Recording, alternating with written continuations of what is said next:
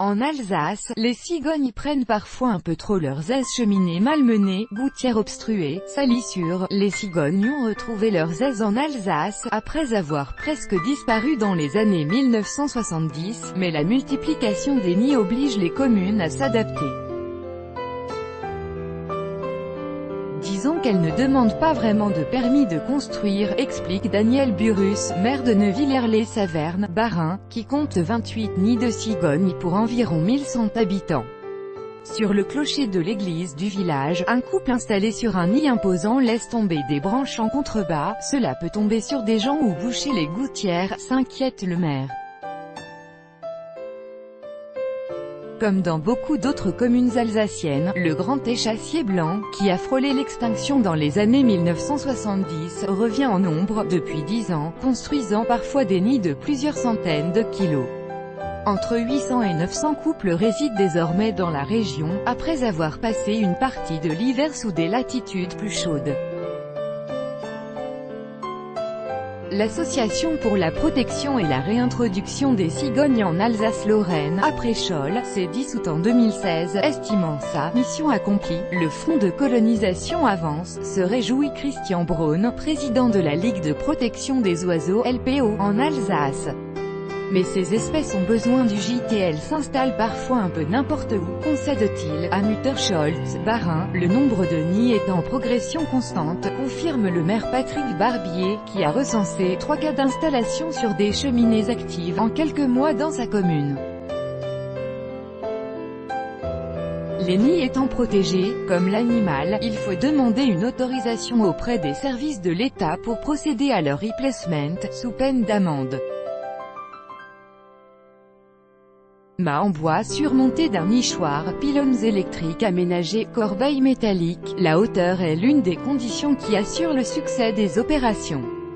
5 nids artificiels ont ainsi été aménagés sur le large toit du temple protestant de Münster, au Rhin, pour accommoder des couples amoureux. Crise du logement, les touristes sont emballés de voir autant de cigognes. C'est une grande fierté de les compter parmi le voisinage, apprécie Albert Arlen, adjoint à l'environnement de la ville. Une cigogne sur un lampadaire à Cernay, DNAS Le Haut-Rhin, le 27 juin 2018. Copyright AFP, SEBASTIEN Boson. Pour tous ces élus, malgré les désagréments liés aux salissures et au coût des opérations de replacement, pouvant atteindre plusieurs milliers d'euros, la présence de l'oiseau à bec rouge est une chance, un bonheur, mais on se pose la question de la population maximale que l'on peut accueillir. J'aimerais bien qu'on partage davantage avec les villages orphelins, admet l'un d'eux. Florent Bodina, technicien au conseil départemental du Haut-Rhin, chargé d'aider les communes et particuliers à faire face à approuve. On essaye d'installer les cigognes là où il n'y en a pas encore. Une surdensité de population au même endroit pose problème, y compris pour la sécurité des oiseaux. Selon le spécialiste, on en reçoit de plus en plus, relève Guy Marchive, directeur du Gorna, centre de soins pour la faune sauvage en détresse, à Neuvillers-les-Savernes. En 2017, 58 cigognes accidentées y ont séjourné, un chiffre qui a doublé en 3 ans. Il y a une crise du logement et cela génère des combats. Un couple occupe un nid, mais un mâle plus virulent va les éjecter et attaquer les petits, raconte le directeur. Et dans certaines communes, il n'y a plus assez de place pour en construire, donc elles se rabattent sur des poteaux électriques non adaptés, ajoute-t-il. Mi-mai, ses employés ont recueilli 4 cigogneaux dont le nid, perché sur un pylône, a pris feu après un court-circuit.